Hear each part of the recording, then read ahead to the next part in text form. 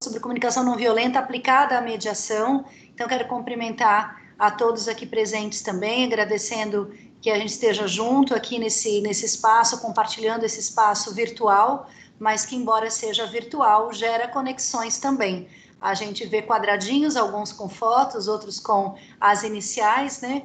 Mas a gente sente conexão, porque estamos conectados de alguma forma, conexão pelo amor, a conexão pelo coração, a conexão pela alma, né?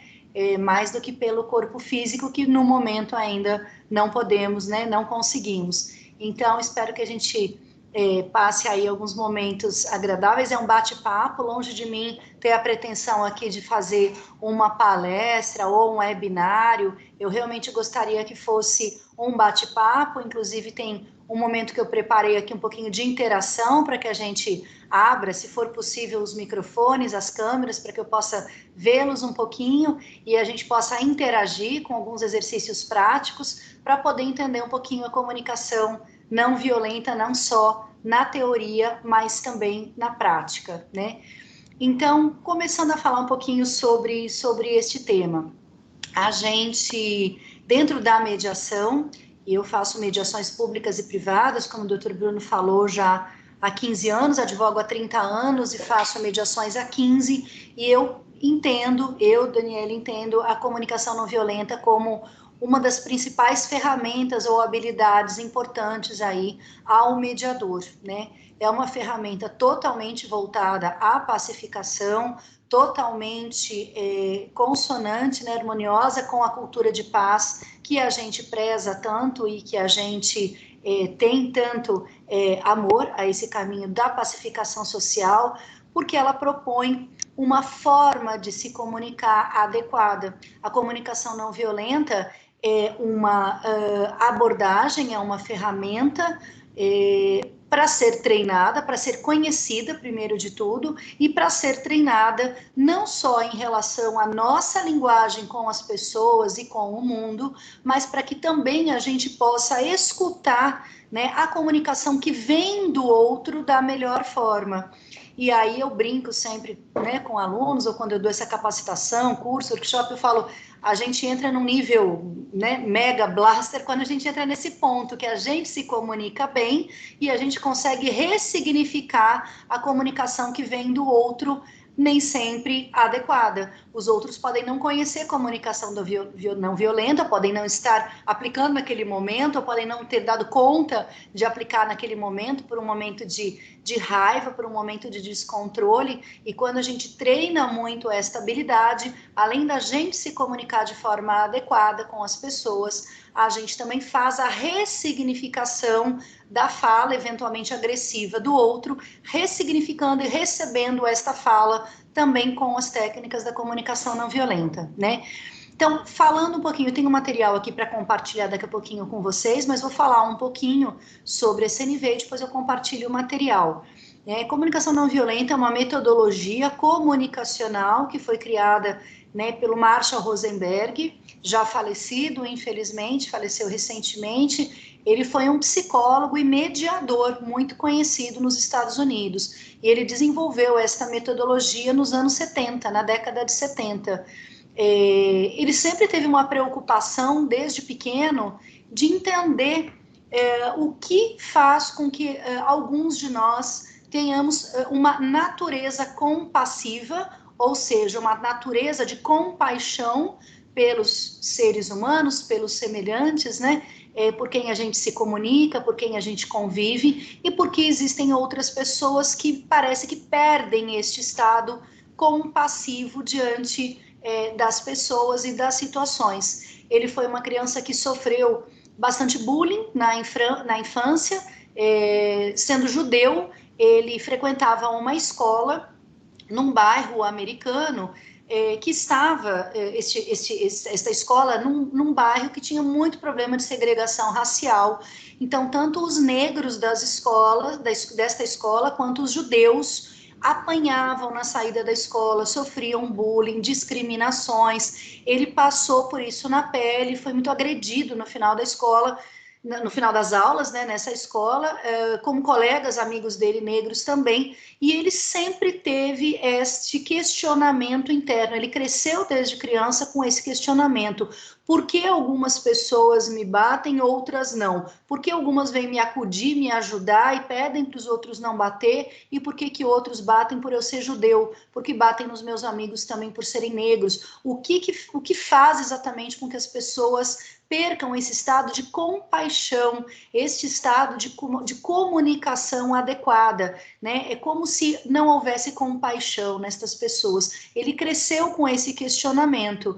E aí ele foi se formar em psicologia, foi ser psicólogo, e ele desenvolveu esta metodologia de comunicação, que, primeiro de tudo, antes de entrar no estudo dos componentes da comunicação não violenta, ele descobriu que algumas coisas, algumas situações ligadas à nossa comunicação nos afastam desse estado de compaixão pelo nosso semelhante.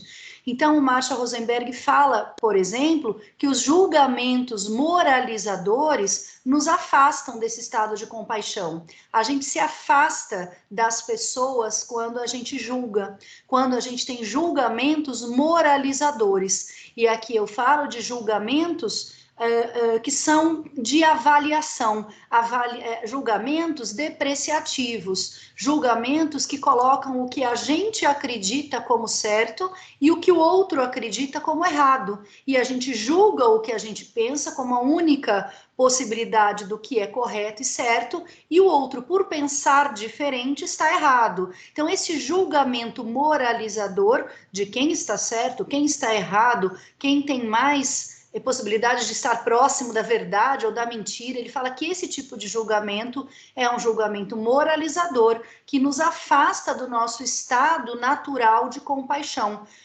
O Marshall fala, todos nós nascemos com estado de compaixão e a gente pode ir perdendo isso ao longo da vida, de acordo com a natureza de cada um, né? É muito mais de acordo com a natureza da nossa comunicação e como a gente se desenvolve nesta interação com as pessoas do que o meio que a gente vive.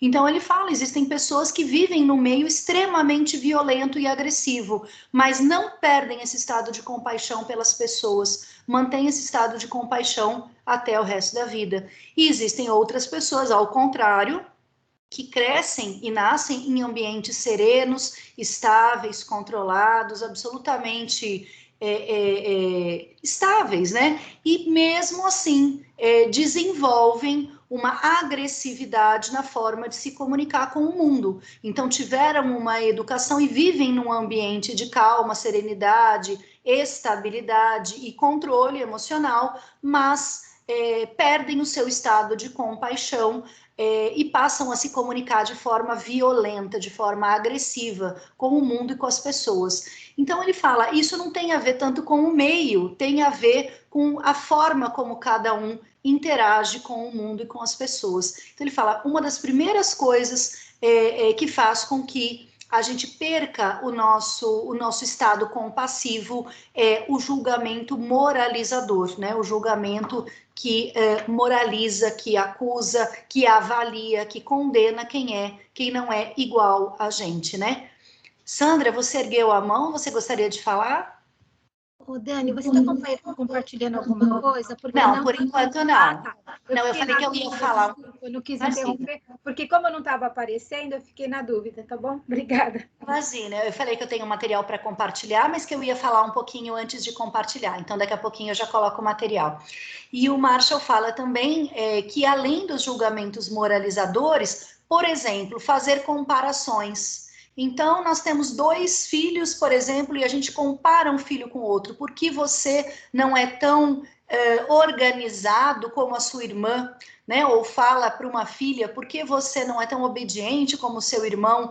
Isso nos afasta dos nossos filhos e nos afasta de uma comunicação não violenta dentro da nossa própria casa e da nossa família, porque as comparações, elas também não deixam de ser julgamentos moralizadores. A gente julga quem é mais adequado na nossa visão ou não, né? Ou mais obediente ou mais organizado, e nesse julgamento ainda faz comparações como se um fosse melhor do que o outro e o outro pior. Então Marshall fala que as comparações também nos afastam desse estado compassivo, né? E também ele fala, por exemplo, na isenção da autorresponsabilidade. Quer dizer, a gente não ter consciência da nossa própria comunicação com as pessoas e com o mundo. Então, quando a gente culpa, não, eu sou assim porque eu fui criado assim, ou eu sou agressivo porque eu tive um pai agressivo, eu sou violento porque eu vi violência o tempo todo na minha casa. Isso é uma isenção de autorresponsabilidade, colocando a responsabilidade das próprias decisões e da interação com o mundo em outros, né? Ao invés de assumir que a gente sim pode e deve fazer diferente se a gente quiser. Se a gente tiver essa intenção de fazer diferente, conhecer métodos, meios, pedir ajuda, né? Se não conseguir fazer diferente, mas não se isentar da nossa autorresponsabilidade que a gente tem nessa interação com o mundo. Então, ele dá esses 3 exemplos: fazer comparações, se isentar da autorresponsabilidade na interação e na própria comunicação com o mundo, né? E os julgamentos moralizadores. Isso o Marshall Rosenberg fala que nos afasta do nosso estado compassivo, né? E ele fala, nesse estudo dele, desde pequeno, em relação a esse estado compassivo, ele ficou muito impressionado com a importância do estudo da linguagem, né? De como é importante dentro da nossa comunicação uma linguagem adequada. E aí, linguagem como discurso mesmo, quer dizer, a forma como a gente fala, o que a gente fala, como a gente se comunica. Então, ele ficou muito impressionado em como algumas pessoas conseguem se comunicar bem e outras não. E quando eu falo comunicar bem, quer dizer se comunicar de uma forma não agressiva e não violenta, e outros não conseguem. E ele também ficou impressionado como alguns não têm nem consciência, muitas vezes, que não tem essa comunicação não violenta e não agressiva. São pessoas, às vezes, sorridentes, são pessoas que aparentemente não são agressivas, mas quando se comunicam, quando falam algo, quando vão falar algo para alguém, não conseguem que aquele sorriso nos lábios, que aquela postura positiva diante da vida, do mundo, das pessoas, se traduza nas palavras. Acaba falando de uma forma inadequada. E quando viu, foi agressivo, ou a outra pessoa recebeu a frase, a comunicação com agressividade. Então, ele ficou ele estudou muito isso, o que faz com que algumas pessoas tenham uma linguagem menos agressiva, né, não violenta e eficaz. Além do estudo da linguagem, também ele viu a importância no estudo da comunicação não verbal. Vocês todos sabem que a gente se comunica, né, de várias formas, né, de forma digital, de forma analógica, ou seja, a gente se comunica de forma verbal, o que é dito, o que é falado, isso é discurso, e o que não é falado, a gente se comunica de uma forma não verbal, pelas nossas expressões faciais, pela entonação da nossa voz, pelo volume da nossa voz, pelos nossos gestos, pela a postura corporal, né? Então, vejam, não sei se todos vocês estão me vendo, eu não estou conseguindo ver muito vocês, a não ser a Vânia, estou vendo aqui a Vânia. Obrigada, Vânia, estou me comunicando direto com você aqui, porque é a única... Obrigada, Sandra. Se vocês quiserem abrir a câmera para cá... Obrigada, Edinaldo. Se vocês quiserem abrir aqui as câmeras, eu gosto muito de olhar. Obrigada, Inara. Se vocês puderem todos abrir, eu me sinto bem melhor. Ai, obrigada, Cláudia. Estou adorando agora, vendo os rostinhos de vocês e o olhar de vocês, né? Então, vejam, ele fala que as expressões corporais, por exemplo, né? Então, a pessoa, por exemplo, fala, vejam uma expressão que eu vou fazer, né? Corporal. A pessoa fala, eu estou absolutamente aberto para esta conversa. Eu estou absolutamente aberto, com os braços cruzados, né? Olha, eu estou muito paciente com o que você vai me falar, né? Olha, eu estou muito feliz. Né? Então, vejam como a gente se comunica com os nossos gestos, as nossas expressões, né? E o Marshall fala, e quando estas expressões, entonação de voz, quando esses gestos não são coincidentes, né, com a nossa fala, aí a gente faz um gesto carinhoso, a gente abraça as pessoas, a gente sorri, a gente tem os olhos, né? Sorrindo com os olhos, como a gente fala, mas a gente abre a boca e a gente não consegue se comunicar adequadamente. A gente fala algo que machuca alguém sem querer, que a gente não se comunica da melhor forma. Então, Marshall fala, é muito importante a comunicação não verbal, mas eu vou dar uma importância muito grande para a comunicação verbal, e por isso eu vou focar os meus estudos aqui na linguagem, na comunicação verbal, né? E aí ele passou a estudar e passou a criar os componentes da comunicação não violenta, né?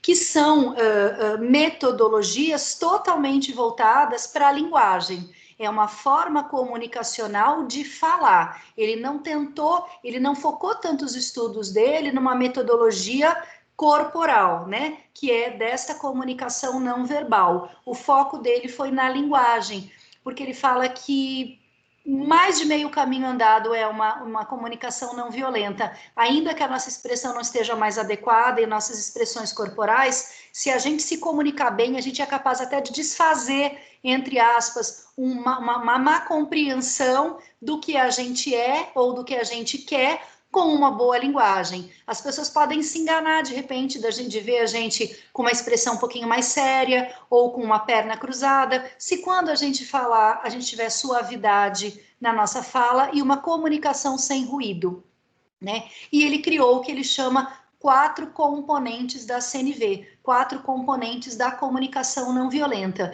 Qual é o primeiro componente da CNV para o Marshall? Que a gente deve fazer observações sem julgamento. Ele já falava lá que o julgamento moralizador nos afasta do nosso estado de compaixão. Então, quando a gente observa um fato, é muito importante que a gente observe sem julgar, né?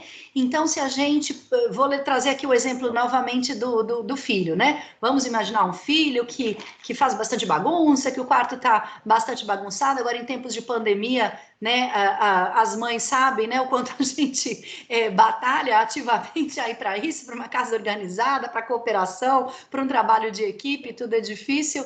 Mas veja, se a gente chega no quarto do nosso filho, né, e fala: como você é bagunceiro, eu não aguento mais ver o seu quarto dessa forma, né? Eu estou cansada de ver essa bagunça toda. Quantas vezes eu falo e você não me ouve? Para a comunicação não violenta tá tudo errado, né? Então, primeiro, como você é bagunceiro. O é muito complicado, porque o a pessoa nem pode deixar de ser algo daquilo um dia e nem vai poder deixar de ser para o futuro, porque ela é, né? Então, não é que você está bagunceiro, você é. Então, você eterniza, inclusive, é um julgamento terrível, né? Porque o além de ser um julgamento, é um julgamento que eterniza. A pessoa é. Então, ela é ruim, ela é boa, ela é bagunceira. Veja que peso isso traz para quem ouve, no coração e na alma mesmo de quem ouve isso. Puxa, será que eu sou bagunceiro? Será que então ela nunca viu que algumas vezes eu arrumei o meu quarto? Será que nunca eu fui organizada em alguma coisa? Pois se eu sou bagunceiro, é quase que uma sentença, né? O doutor Bruno vai rir aqui do que eu vou falar, mas é quase uma sentença condenatória. Você é bagunceiro e nem vai poder deixar de ser nenhum dia, porque você julgou, condenou, sentenciou e a pessoa não tem nem oportunidade de ser diferente, né? Eu falo que eu não sei como é que eu aplicaria a comunicação não violenta nos Estados Unidos. E tenho curiosidade de saber como Marshall, que é americano, fez essa distinção com a língua americana, né, com a língua inglesa. Porque vocês sabem que o verbo to be é ser e estar ao mesmo tempo. Então, eu não imagino como que eles possam fazer essa diferenciação, né? Porque existe uma diferença enorme entre o ser e estar. E quando a gente fala que alguém está bagunceiro ou que o quarto está bagunçado, o que é muito mais adequado, filho, eu tenho observado o seu quarto muito bagunçado. Isso é uma comunicação absolutamente não violenta, porque ela não tem julgamento moralizador, ela não condena nem sentencia a uma qualidade negativa, E mesmo a qualidade positiva também é julgamento, tá, gente? Não é só a negativa. Então, se eu falo como você é bom, né? Isso também é complicado. A pessoa nunca vai poder pisar na bola com nada na vida dela, porque ela é boa. Fica um peso também de sempre ser o melhor em tudo que for possível, como se a gente não tivesse sempre os dois lados na nossa vida em tudo. Nós temos momentos ruins e nós temos momentos bons. Nós temos momentos em que a gente faz as coisas corretas. A gente tem momentos em que a gente pisa na bola com as pessoas e as pessoas pisam na bola com a gente. E tá tudo certo com isso. Tá tudo certo. Principalmente se a gente sabe que ninguém é nada, que nós estamos alguma coisa. Então, a comunicação não violenta, ela propõe, primeiro componente, que a gente faça observações em relação aos fatos da vida, em relação às pessoas, sem julgar. Então, observações sem julgamento. Ao invés de falar como você, filho, é bagunceiro, a gente fala, filho, eu tenho observado o seu quarto bastante bagunçado. É uma observação sem julgamento, né? E aí o Marshall vai para o segundo componente da comunicação não violenta. Ele fala dos sentimentos, que é muito importante que a gente identifique os sentimentos que nós temos e que a gente possa também exercitar a prática de tentar descobrir ou perguntar abertamente ou ter empatia para sentir o sentimento do outro. E aí eu trago uma reflexão para vocês aqui, como é difícil a gente, primeiro de tudo, saber o que é sentimento primário. Sentimento primário. Segundo, como diferenciar sentimento de pensamento. E terceiro, como muitas vezes é difícil a gente ter essa empatia para tentar colocar-se no lugar do outro, com a visão do outro, com a cultura do outro. Acho que tem alguém que compartilhou aqui um material, tá? Não sou eu que estou compartilhando.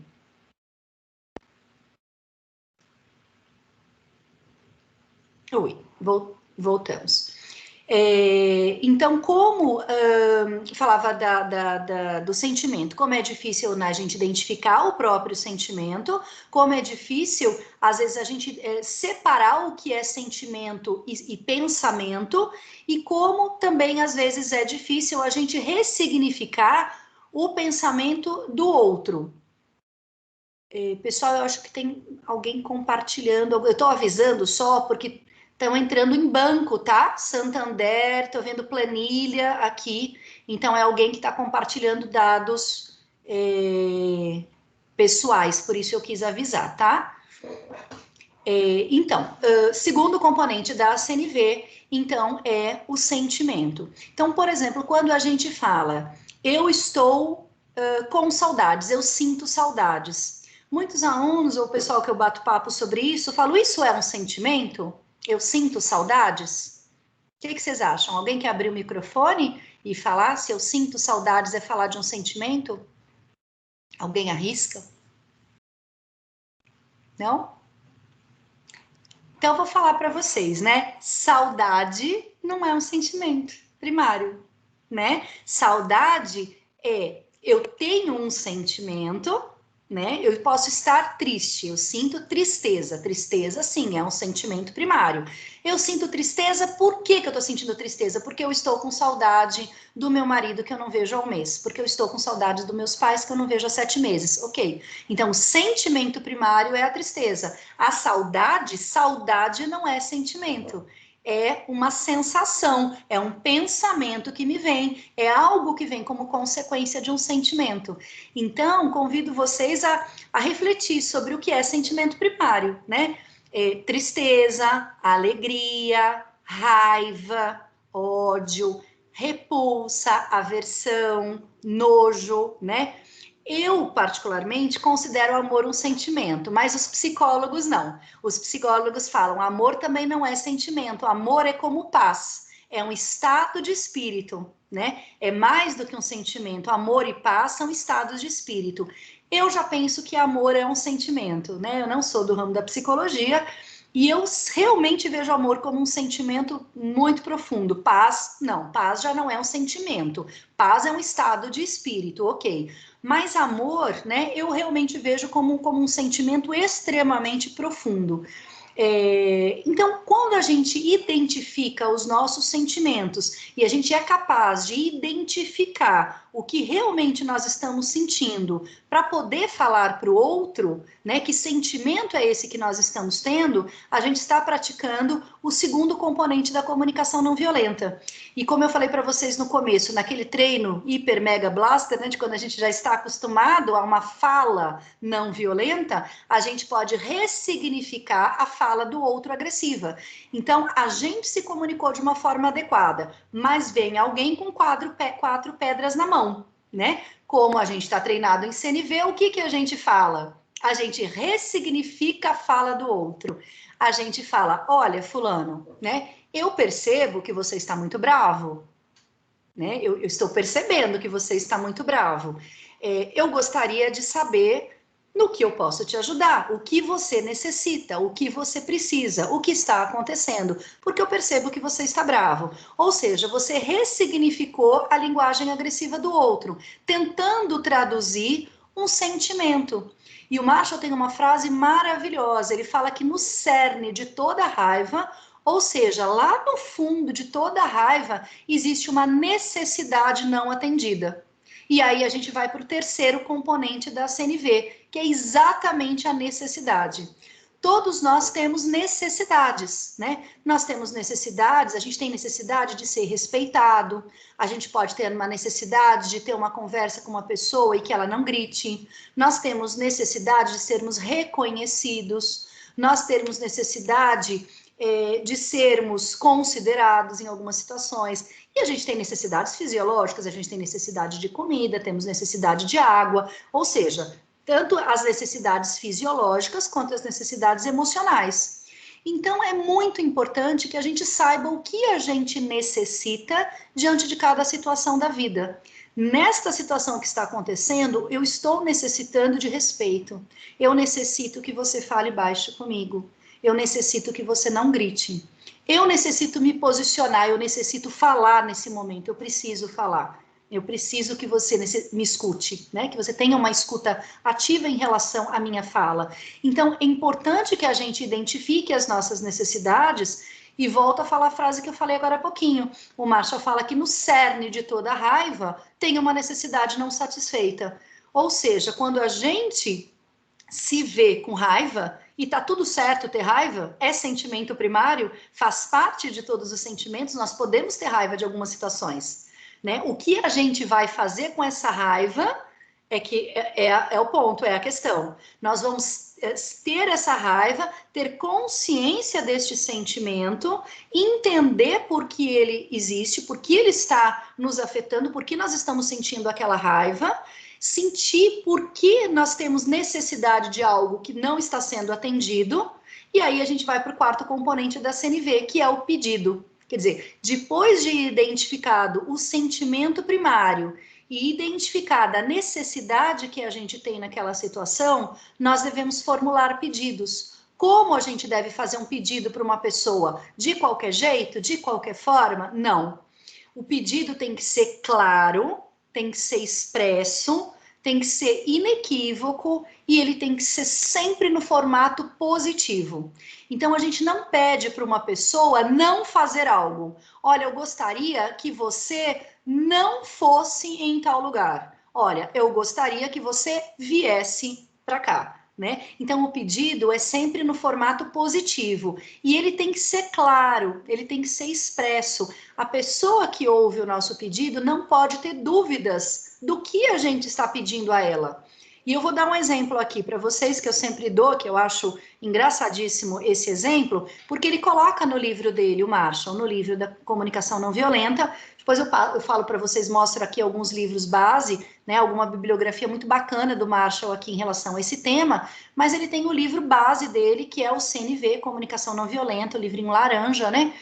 E lá ele dá um exemplo muito bacana, ele conta que quando ele atendia no consultório como psicólogo, né, algumas pessoas, ele incentivava, ensinava as técnicas de comunicação não violenta e falava sobre isso com os pacientes dele em consultório. E um belo dia ele teve uma paciente que estava numa crise conjugal bastante complexa e profunda com o marido, pensando, cogitando um divórcio, tanto ela quanto o marido cogitando um divórcio, e ela estava em processo de terapia com o Marshall, psicólogo, colocando as questões aí conjugais, né, que estavam acontecendo. E ela falou para o Marshall, uma certa vez, que ela estava muito descontente, por exemplo, com o fato do marido estar chegando em casa muito tarde, que ele chegava em casa muito tarde, ele estava trabalhando muito, saía do trabalho muito tarde, chegava em casa muito tarde. E o Marshall incentivou que ela utilizasse a metodologia da comunicação não violenta, que ela já tinha aprendido com o marido. E aí ela então saiu da sessão, né, e foi conversar com o marido, chegou num outro dia, numa outra sessão, e falou para o Marshall que essa técnica, essa metodologia não funciona nada, que é uma porcaria, que ele inventou uma coisa que não funciona. E ele ficou surpreso, porque o Marshall, não falei isso para vocês, gente, mas o Marshall montou um instituto que existe até hoje, de comunicação não violenta, e ele tinha uma equipe de mediadores especialistas em CNV, e ele levava essa equipe de mediadores capacitados, especialistas em comunicação não violenta para o mundo inteiro. Ele foi chamado em vários países para ajudar na solução de conflitos muito complexos. Ele levou a comunicação não violenta para o Sri Lanka, para o Egito, para alguns países da África, para ajudar em solução de conflitos que não eram conflitos pequenos, não, eram guerras. Existiam guerras civis dentro desses países e ele e a equipe eram chamados para tentar conciliar lados opostos de uma guerra civil. Imaginem a complexidade deste conflito, né? Então, o Marshall se surpreendeu quando a paciente dele disse que a técnica não funcionava, porque funcionou com guerra civil no mundo inteiro. Ele levou para mais de 50 países, né, essa metodologia, por anos a fio. E depois de muitos anos colocando em prática, a paciente chega e fala isso. E ele falou, peraí, me conta direitinho como você se comunicou com o seu marido ontem, para eu poder entender por que você está dizendo que não funciona, né? Então, vocês lembram que eu falei dos 4 componentes: observação sem julgamento, identificação dos sentimentos primários, observação e falar das necessidades e fazer pedidos claros, expressos, inequívocos e de forma positiva às pessoas. Os 4 componentes, né? Então ele falou, vamos lá, me fala o que você falou para o seu marido, eu quero ver aqui o que aconteceu. Ela falou, olha, eu cheguei para o meu marido ontem, quando ele chegou tarde da noite, como sempre tem feito, e eu falei para ele que ele tem trabalhado demais, que ele tem chegado em casa muito tarde, e que eu estou muito brava com isso, que eu estou muito chateada, que eu estou brava, porque ele tem trabalhado demais, ele tem chegado em casa muito tarde. Aí o Marshall olhou para ela e falou, sim, né? E o 4 componente? Eu falei, não, eu falei para ele que eu estava descontente porque ele estava trabalhando muito. Eu falei, aí o Marshall falou, e o que o seu esposo fez? Ele falou, então, ele me falou que eu tenho razão, que ele realmente está trabalhando muito, que ele está ficando até tarde na empresa, e ele falou que a partir de hoje ele vai sair 2 horas mais cedo para o serviço para jogar futebol com os amigos. Ou seja, a sua metodologia é uma porcaria, não funciona. Porque eu falei para o meu marido que eu estava chateada, que eu estava triste, que ele está trabalhando muito, saindo da empresa muito tarde, e ele falou, concordou comigo que estava mesmo, e agora ele vai sair mais cedo, porque ele me deu razão, mas olha só, doutor, não adiantou nada, porque ele falou que vai jogar futebol com os amigos. E o Marshall falou, você esqueceu dos componentes mais importantes, o 4º componente, que é o pedido. Você pediu para o seu marido para ele chegar em casa mais cedo para jantar com você, porque você necessitava mais da companhia dele, porque você estava triste dele chegar em casa tão tarde e não jantar com a família, nem com os filhos, nem com você? Você se expressou de forma clara e você fez um pedido? E aí ela paralisou, né? E aí ela lembrou que não, ela não fez o pedido e o marido entendeu que ela estava triste, chateada porque ele estava trabalhando muito e sim, ele concordou e foi jogar futebol com os amigos. Vejam a importância da gente fazer pedidos claros com o que a gente quer. Não basta falar estou chateada e triste porque você está trabalhando muito, né? Então, vamos exercer aqui os 4 componentes neste mesmo exemplo da paciente do Marshall, né? Marido, eu tenho observado que você tem chegado em casa bastante tarde. né? Aí vamos passar para o segundo componente do sentimento. Eu me sinto triste com isso. Eu fico chateada, né? Terceiro componente, eu necessito de você, da sua presença. Eu preciso que você chegue em casa mais cedo para conviver mais comigo e conosco, com toda a sua família. Portanto, eu gostaria de te pedir, é possível você chegar em casa mais cedo todos os dias? Ou em alguns dias, pelo menos? Já é um pedido, inclusive, que dá a opção da pessoa, quer dizer, mais claro que isso é impossível. Pede para chegar em casa mais cedo, e o ideal seria, inclusive, não chegar mais cedo, porque isso ainda pode parecer subjetivo. Se a gente for fazer pedido claro, expresso e inequívoco mesmo, né? O ideal seria, olha, você tem chegado em casa bastante tarde, 10 horas da noite. Quando a gente fizer o pedido, seria possível, eu gostaria de te pedir, se seria possível você começar a chegar em casa 8 horas da noite em casa, que é o horário que nós costumamos jantar. E aí você pode jantar junto conosco. Quer dizer, o pedido é mais claro e expresso ainda fala da hora que a esposa gostaria de ver a possibilidade que ele atendesse ao pedido. Então, falou de observação sem julgar, sem avaliar, identificou um sentimento primário, falando para o marido do sentimento, identificou que necessidade está atrás deste sentimento, porque todo sentimento gera uma necessidade e toda necessidade faz com que a gente faça um pedido e que esse pedido seja sempre muito claro, expresso e inequívoco, né? E aí ela realmente, a paciente falou, não, eu realmente eu fiz errado, a sua metodologia é ótima, eu é que parei ali na metade e não fiz o pedido. Agora eu vou fazer o pedido novamente, eu vou fazer a metodologia com meu marido para deixar bem claro o que eu esperava quando eu me comuniquei com ele sobre isso, né? Então, estes são os 4 componentes da CNV. Nós não precisamos ter uma linguagem discursiva com estes 4 componentes em tudo que a gente se comunica, em tudo que a gente fala, né? A gente pode utilizar os componentes isoladamente, separadamente. Como a gente pode fazer isso? Sempre que a gente for falar algo para alguém, que isso seja uma observação de um fato vindo da pessoa, mas que não seja avaliativo, que não seja uma observação julgadora, né? Então, eu observo isso. Não tem erro, gente, se a gente já começa com observo. É um ótimo treino a gente começar com eu observo. Porque quando a gente fala o eu observo, a gente corta o você é. Quando a gente fala eu observo, agora não adianta falar eu observo que você é bagunceiro. Aí já misturou o julgamento moralizador com uma tentativa de observação. Eu observo, né? E observe um fato, fale de um fato ocorrido ou de uma postura de alguém. Eu observo que você está bastante chateada, eu observo você bastante nervoso, isso não é julgamento. Eu observo que você tem conversado comigo de uma forma diferente. Eu observo que você tem falado mais alto comigo. Veja, não é julgamento, é observação. E a pessoa que recebe essa informação pode nem gostar da observação, mas ela não vai reagir numa defesa porque não vai se sentir atacada. O problema do julgamento moralizador é que ela rompe o canal de comunicação e de escutativa. A pessoa passa a não ouvir mais o que a outra está dizendo. Ela passa a se defender, já que ela se sente atacada. O julgamento moralizador entra no ouvido, no coração e na mente das pessoas como um ataque. E a tendência de quem se sente atacado é se defender. E aí já não ouviu mais nada sobre o que a pessoa queria dizer.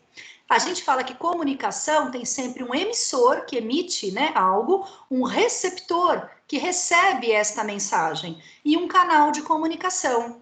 Se a gente não tem esse canal de comunicação limpo, se a gente não passa um filtro com uma comunicação sem ruídos, o que a gente emitiu de comunicação não chega ao nosso receptor da forma como a gente gostaria.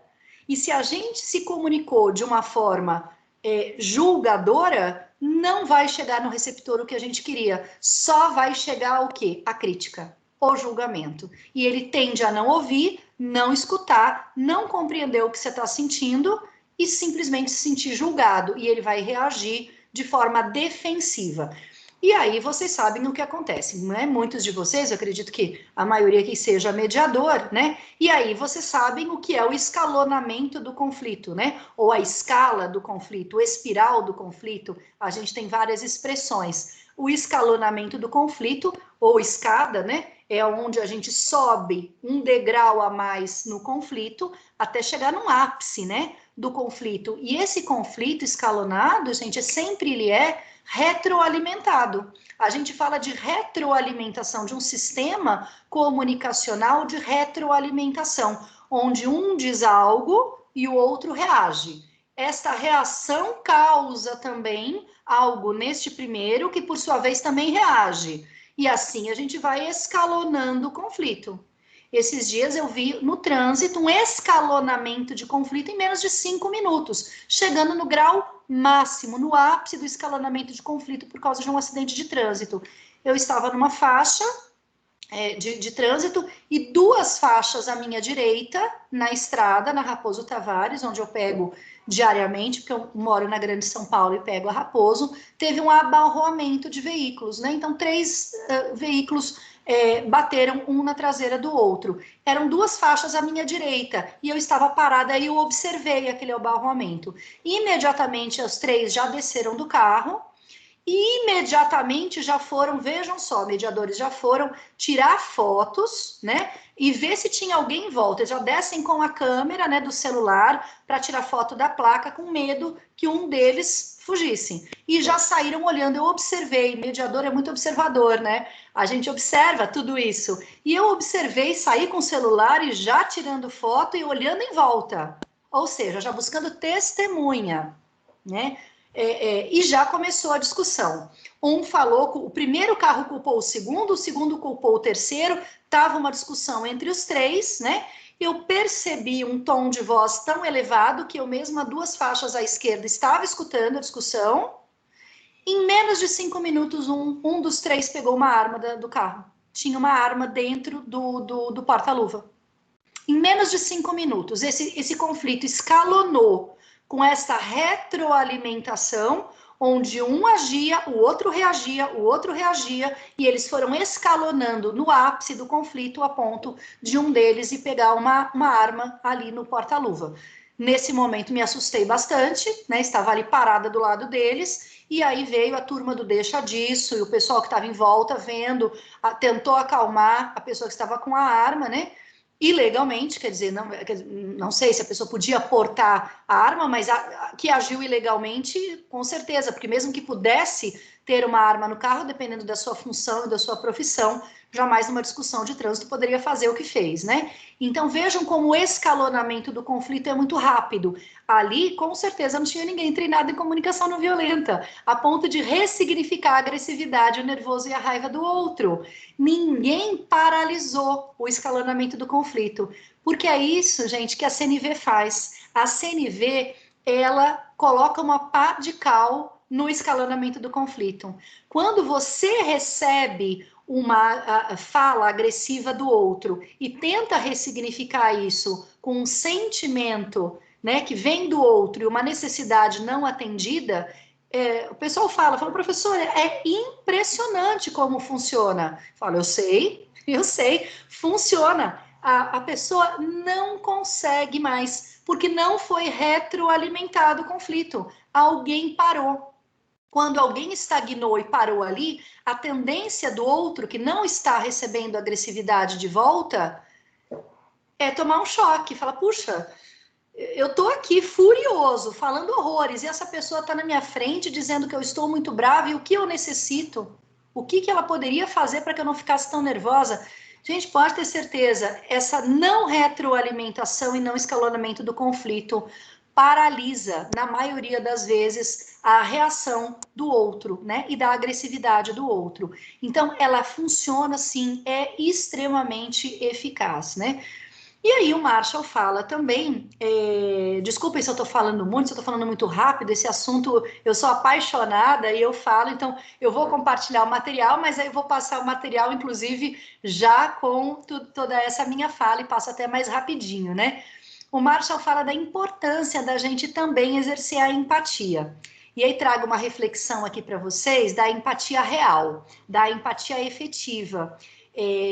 Não dessa empatia como talvez a gente possa imaginar, né, o que é. Muita gente virou uma palavra da moda agora, né? Inclusive em tempos de pandemia, né? Eu fiz uma pesquisa, inclusive na internet, como se fala de empatia. Essa é uma palavra que está sendo muito usada na pandemia, mas poucos sabem realmente o que é. Muitos falam que empatia é colocar-se no lugar do outro. Puxa vida, será que realmente a gente consegue isso, se colocar no lugar do outro? Somente a gente sabe das nossas dores e somente o outro sabe das dores dele. Como que a gente se coloca no lugar do outro? A gente consegue ter a vivência do outro, a cultura do outro, a visão do outro, o sofrimento do outro, os valores do outro, a visão de mundo, as experiências. Então, como que a gente se coloca no lugar do outro? A gente só se consegue colocar no lugar da gente mesmo. E o outro consegue se colocar no lugar do outro. A gente pode até fazer um esforço de imaginar. E aí sim, inclusive tem um livro maravilhoso para quem gosta de justiça restaurativa, que é um livro bárbaro chamado Trocando as Lentes. Eu adoro esse livro. Essa expressão, né, esse título desse livro é bárbaro, porque a empatia real, na minha opinião, é esse trocar de lentes. É olhar pelos olhos do outro, não é imaginar como o outro se sente. Deixa eu exercitar aqui uma reflexão do que o outro passou na vida, do que o outro está sentindo, sentiu, de como ele experimentou algumas vivências, né, durante a vida toda, quais são os valores dele, e se eu conseguir realmente imaginar, então, alguma ação, reação dele, alguma postura, opinião, fazendo essa troca de lentes, né? Olhando pelos olhos do outro, talvez a gente consiga chegar mais próximo da empatia. Então, a empatia real não é aquela que a gente se coloca no lugar do outro, é aquela que a gente se coloca no lugar do outro com o olhar do outro, com a vivência do outro, com os valores do outro, com as experiências do outro, com a vivência do outro, não com a nossa. Porque se a gente se coloca no lugar do outro com a nossa vivência e com nosso pensamento, os nossos valores, a gente nunca vai realmente compreender e entender o que o outro sente, o que o outro pensa. Porque sempre vai estar contaminado com o que a gente pensa, né? Então, deixa eu tentar imaginar, dentro do pensamento do outro e da vivência do outro, por que ele pensa assim? Será que se eu tivesse a vivência que ele teve, também não pensaria assim? Será que eu também não reagiria assim? Será que eu também não seria assim? Isso é empatia real, né? E ela é difícil de ser exercitada. Mas o Marshall dá algumas dicas. Ele fala para a gente tentar ver o que é a vivência do outro, os valores do outro, a gente precisa escutar o outro. Então, a primeira coisa na empatia é ter escuta ativa.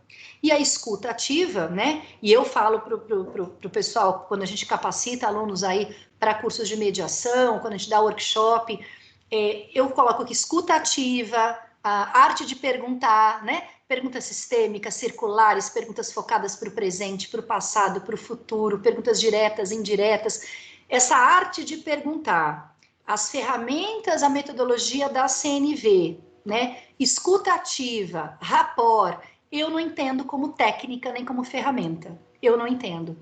Por quê? Técnica e ferramenta do mediador é aquela nossa caixinha de ferramentas que a gente usa quando necessário. Eu vou fazer um cálculo, se for necessário, né? Uma sessão privada, individual com o nosso mediando. Eu vou utilizar um brainstorming aqui, estimulando a geração de opções, né, dos mediandos. Eu vou fazer aqui uma ressignificação, uma validação de sentimento, um afago. Agora é necessária essa ferramenta. Agora eu não preciso mais dela. Coloco na minha caixinha de ferramenta. Agora eu vou usar uma outra e pego da minha caixinha. Agora eu preciso de uma outra. Coloco de novo. Eu falo que escuta ativa, rapport, CNV e arte de perguntar, a gente não se dá ao luxo de colocar a nossa caixinha de ferramenta de volta. A gente pode não ter uma escuta ativa em algum momento? A gente poderia ter essa ferramenta em alguns momentos da mediação, por exemplo, em outros não? Agora eu vou ter uma escuta ativa com o meu mediando, agora não. Agora eu vou ter de novo uma escuta ativa, agora não. E o rapport, aquele acolhimento, aquela validação do pertencimento, do lugar. Agora eu vou exercer o rapport, agora não. Não podemos. Agora eu vou fazer perguntas bem feitas, agora não. Agora eu vou utilizar a comunicação não violenta e estimular que as partes também tenham uma comunicação não violenta uma com a outra. Ah, agora não. Agora elas podem ter uma comunicação não violenta. Não podemos. Então eu falo que são atributos, qualidades, metodologias a serem exercitadas pelos mediadores. Atributos, qualidades que a gente exercita, treina e conhece. Estão acima das técnicas e ferramentas, na minha opinião. Estão acima das técnicas, né? A gente exerce do começo ao fim e a gente não dispõe delas de acordo com a necessidade. Não podemos nos dar, entre aspas, ao luxo de não tê-las do começo ao fim na mediação, né? Então, a escuta ativa, sendo um atributo, uma qualidade do mediador, é aquela escuta comprometida, com qualidade de presença, é aquela escuta profunda, atenta, onde a gente se coloca realmente inteira naquela escuta, né? Muitos de nós, nós conseguimos ouvir. Quem não tem problema de audição, ouve, mas poucos de nós, né, escutam. A escuta é muito mais do que o ato de ouvir. Ouvir, quem não tem problema auditivo, ouve. Mas a escuta é a audição inteira, íntegra, profunda, comprometida. É a escuta, por exemplo, que não aconselha, né? É a escuta que não tenta colocar um exemplo, né, pessoal quando ouve algo de alguém. Então, vou dar um exemplo. Uma pessoa chega para a gente e fala, nossa, eu tô tão chateada, eu tô tão triste, o meu pai está com Covid no hospital, né? E você olha para a pessoa e fala assim, ah, ainda bem que teu pai está vivo no hospital, porque o meu avô faleceu. Isso não é escutativa. Você até pode falar que está muito triste porque perdeu o avô, mas aquele momento de fala, né? E na justiça restaurativa fala de bastão da fala também. Naquele momento, o bastão da fala está com o outro. E se você tem uma escuta ativa, você não vai minimizar, entre aspas, o sofrimento do outro, dando o exemplo do teu. Você vai escutar, você vai tentar exercer empatia, perguntar como ele está se sentindo. E sim, depois que ele falar e que essa escuta ativa foi exercida de verdade, a gente também pode falar do nosso sentimento, da nossa tristeza, da nossa perda. E aí vai ser o lugar do outro de ter a escuta ativa com a nossa situação. Mas se a gente interrompe a frase do outro, exemplifica a dor do outro com uma dor própria, não deixa o outro completar a frase, tenta, inclusive, tem né, alguns de nós temos até vícios, né, da gente tentar completar as frases dos outros por ansiedade. Não é por maldade. Ninguém quer ter uma comunicação truncada, com ruído ou violenta. Se faz isso, às vezes, até sem querer, inconscientemente. Porque a comunicação não violenta é uma linguagem de consciência. É uma linguagem para a gente ficar muito consciente da forma como a gente se comunica com as pessoas e com o mundo, né?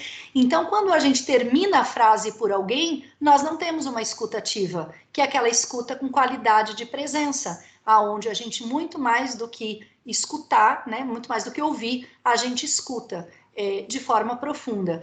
Então, o Marshall fala, é muito importante, além dos 4 componentes da CNV, a gente saber realmente o que é empatia. Ele fala da autoempatia também, o quanto é importante a gente olhar para dentro da gente mesmo, identificar os nossos sentimentos, as nossas necessidades e termos autoempatia, termos empatia com a gente mesmo. Quantas vezes a gente é extremamente crítico com o outro.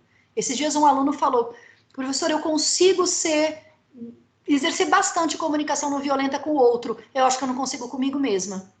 Porque eu tô o tempo todo, parece que me punindo, me criticando, sempre esperando o melhor, a perfeição. Eu sofro quando eu faço qualquer coisinha que não seja exatamente o que eu gostaria de fazer.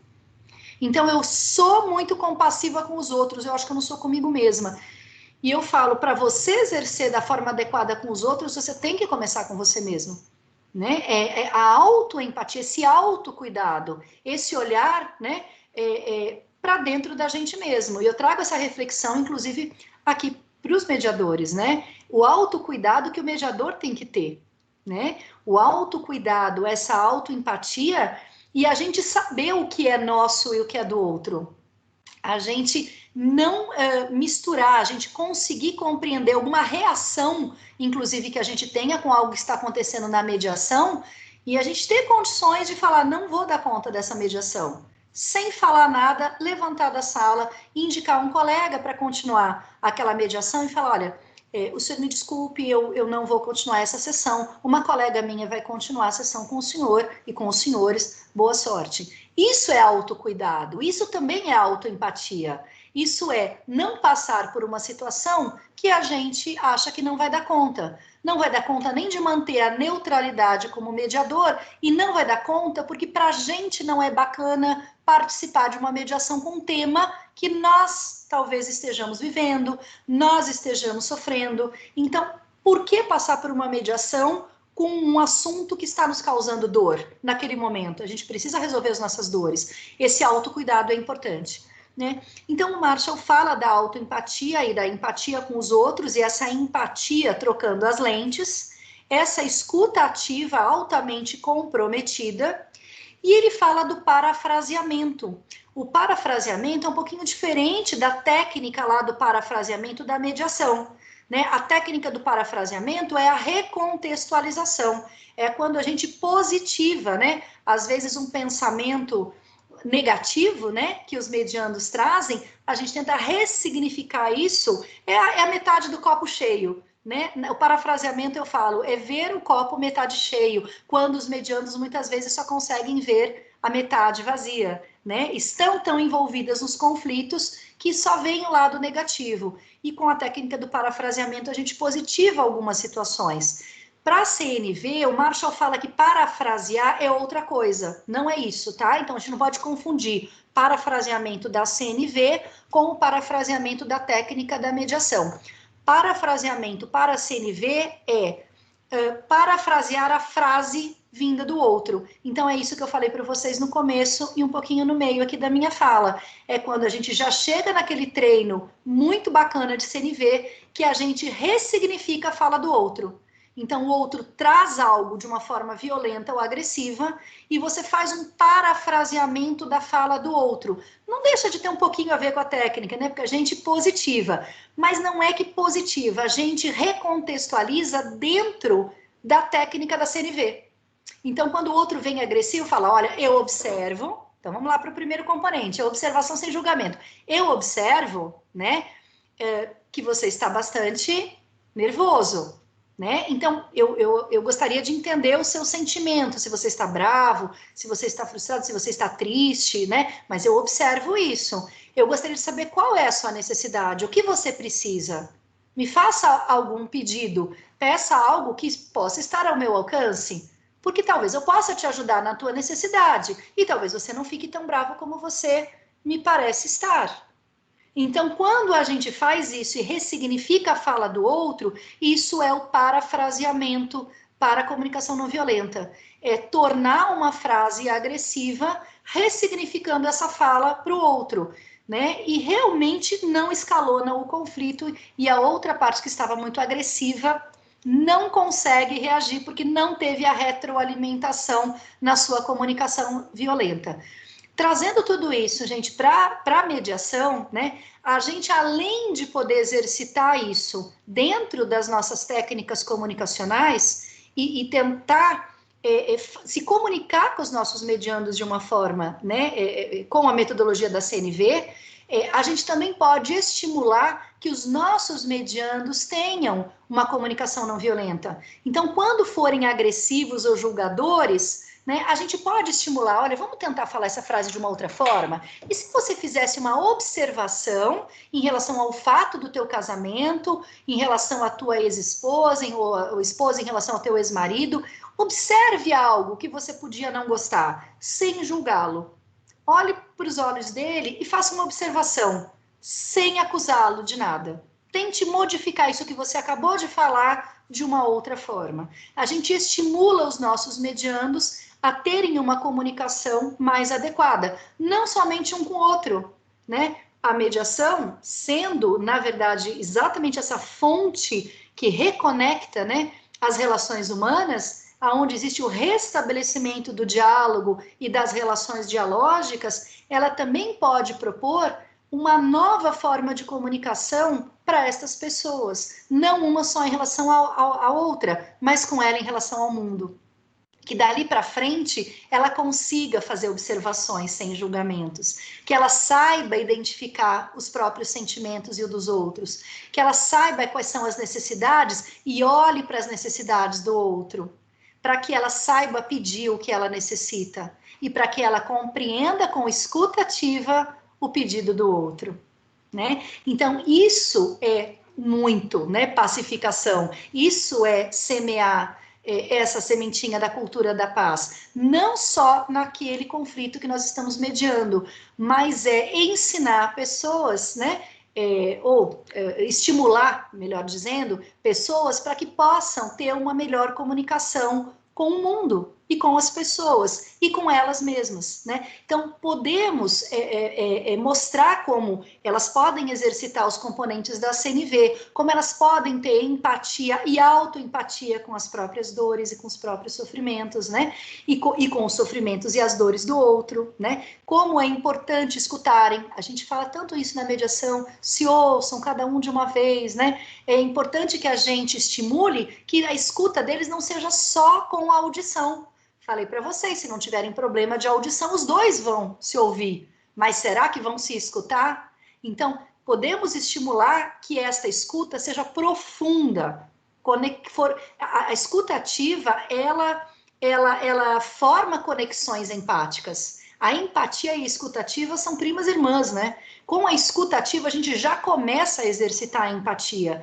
Tudo isso a gente pode fazer na mediação. A gente pode estimular as partes para que façam isso uma com a outra, para que façam isso com o conflito, para que façam isso com o mundo e se comuniquem de uma forma melhor em futuros conflitos que podem ter. Porque a gente ajuda as pessoas ali no conflito que nos chegam e os outros que vão vir na vida delas, porque a gente tem conflito a vida toda, né? E como é bacana quando a gente mostra para as pessoas que os conflitos não são negativos. Os conflitos são altamente positivos, porque são transformadores. O que é negativo é a forma como as pessoas reagem ao conflito. É a forma como algumas pessoas tentam resolver os seus conflitos. Mas o coitado do conflito não é o problema da humanidade. O conflito muitas vezes vem para nos chacoalhar, o conflito vem para nos impulsionar, o conflito vem para a gente se transformar, para a gente repensar, refletir, né? Então vejam como o conflito é altamente positivo e transformador. O que não é positivo é a forma como a gente lida com o conflito, né? Então, tudo isso também tem a ver com a metodologia da comunicação não violenta, né? Então, não sei se a gente tem aqui alguns minutinhos, Sandra, e aí eu poderia compartilhar um pouquinho o material rapidamente, agora passando bem mais rápido, porque aqui vocês vão visualizar tudo que eu já falei, só visualizando aqui nos slides. Como é que seria o tempo, Sandra, aqui em relação... A gente falou 1 hora e pouco, né? Esse pouco seria 15 minutos, 10, 20? Então, acho que é muito de cada pessoa. A nossa está tendo eco. Estou te ouvindo. Tá? Eu acho que de cada pessoa. Normalmente a gente fica um pouco mais de 1 hora. Tá. A disponibilidade de acaba saindo. Mas por mim tudo bem. A Elaine está ali também. Elaine, quer falar alguma coisa? Elaine, posso falar mais um pouquinho, trazer um pouquinho o material que eu preparei? O pessoal está cansado ou topa ficar mais um pouquinho? Não? Querem ficar mais um pouquinho? Não, dá para falar bastante. Tá bom, querida. Muito obrigada. Obrigada, então, pela acolhida e pela amorosidade de vocês. Então, vou compartilhar aqui um conteúdo.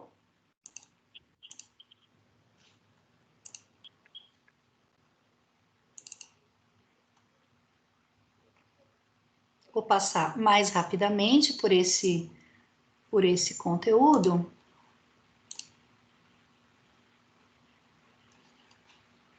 Deixa eu só aumentar aqui a tela para vocês.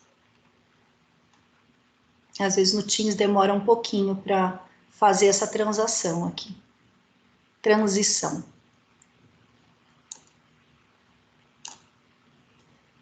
Ele está bem lentinho aqui, mas deixa eu ver se eu consigo aumentar para vocês. Pronto. Tá aparecendo a tela grande para vocês? Pedi só para alguém... sim. Sim, tá. Então, vejam, aqui falei para vocês, e trouxe aqui um conceito muito simples de comunicação, né? Que é uma palavra que vem do latim, significa partilhar, participar algo, né? Falei para vocês a comunicação verbal e não verbal, né? A verbal inclui a comunicação escrita e a oral, e a não verbal ocorre por sinais, gestos, códigos sonoros, expressões faciais. Tem 3 tipos, inclusive, de comunicação não verbal, né? Paralinguagem, proxêmica e a cinésica, né? A paralinguagem são sons que não integram o vocabulário, né? Mas, por exemplo, é a maneira que a gente fala, a entonação de voz, isso é uma comunicação não verbal do tipo paralinguagem, né? Aí tem uma chamada proxêmica, que é a da influência do ambiente. Então, ruídos externos, tudo isso é uma comunicação não verbal do nosso ambiente, e é uma comunicação, né? E tem a cinésica, que são esses movimentos corporais, as nossas expressões faciais, a nossa postura, os nossos gestos, né? Gosto muito desse conflito aqui, que tem a ver com o que eu acabei de falar para vocês aqui, com a questão positiva do conflito, né? Existe um ideograma chinês, né, de crise. Olhem que curioso aqui o meu mouse. Esse ideograma aqui, que é o ideograma de conflito, ele é formado por um ideograma que significa risco, perigo ou caos, e formado por outro que significa, na linguagem chinesa, oportunidade e momento de mudança. Ou seja, junta a oportunidade e momento de mudança com risco, perigo e caos e forma a palavra conflito, ou a palavra crise. Conflito e crise lá é o mesmo ideograma. Vejam que interessante. Então, a gente pode se identificar com esse lado do ideograma ou com esse, né? Ou a gente vê a crise e o conflito como uma oportunidade, um momento de mudança, ou como um risco. As duas juntas formam esse ideograma chinês que significa crise, né? Acho muito interessante esse ideograma, eu sempre trago aqui. Tem um poema, aqui eu trago um pedacinho de um poeta, ele é chileno, Alejandro Jodorowsky. Ele fala: entre o que eu penso, o que eu quero dizer, o que eu digo, e o que você ouve, e o que você quer ouvir, e o que acha que você entendeu, tem um abismo. Então vejam os desafios da nossa comunicação, porque às vezes a gente pensa em dizer algo e não consegue dizer, ou a gente pensa e conseguiu dizer da forma como a gente queria, mas o outro ouviu diferente, ou ele quis ouvir diferente, ou ele acha que ouviu uma coisa diferente. Então, como é desafiadora a comunicação, né? Essa imagem para mim é muito forte, né? Quer dizer, será que a gente se entende? Sai aqui uma comunicação toda truncada, né? Cheia de ruídos. Será que ela entra desse jeito linear na cabeça da pessoa? Ou sai uma comunicação linear absolutamente clara e às vezes pode entrar na cabeça do outro dessa forma, né? É difícil quando a gente tem uma comunicação com essa imagem do lado direito em relação às duas pessoas, né? É um desafio a comunicação, né? Aqui eu falo do Marshall, quem ele foi, como eu comentei com vocês, os países em que ele aplicou a comunicação não violenta com a equipe dele: Ruanda, Burundi, Nigéria, Malásia, Indonésia, Sri Lanka, no Oriente Médio, Sérvia, Croácia, na Irlanda, né? Todos esses países foram países que chamaram o Marshall e a equipe do Marshall para poder ajudar em conflitos muito grandes. Muitos países desses estavam com guerras civis, né?